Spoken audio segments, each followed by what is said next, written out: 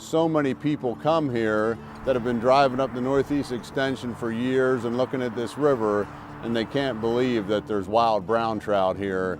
And you look around at the landscape and the mountains, and you get almost a western feel here, but you're in the eastern United States.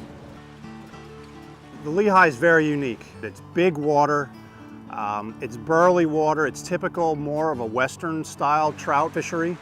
It does have a lot of character, which I've fallen in love with, and I think when you get an angler on this river, they'll eventually fall in love with it too.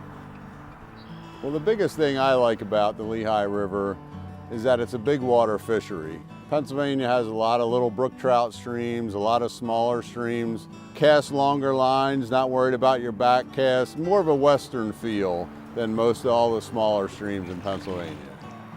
And it's easy to get to. We're within, an hour and a half of a lot of large cities in the eastern United States.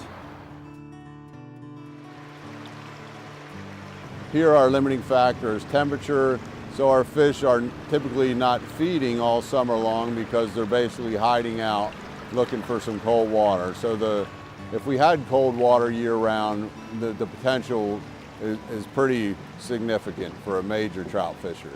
We should care because free-flowing cold water that can support a wild trout population is one of the rarest compartments of water on Earth. Our goal is to get a release of cold water, 50, 55 degrees all summer long from that reservoir. If the Army Corps can do another study, the feasibility study, if they can make those changes happen, this river has the potential, in my opinion, to surpass a lot of the large trout rivers in the eastern United States. I think it can probably surpass the Delaware as a fishery, and I think it could rival some of the fisheries out west. Free-flowing water that's cold enough to raise a trout is spring water. That's drinking water, and it's one of the scarcest parts of water on this planet.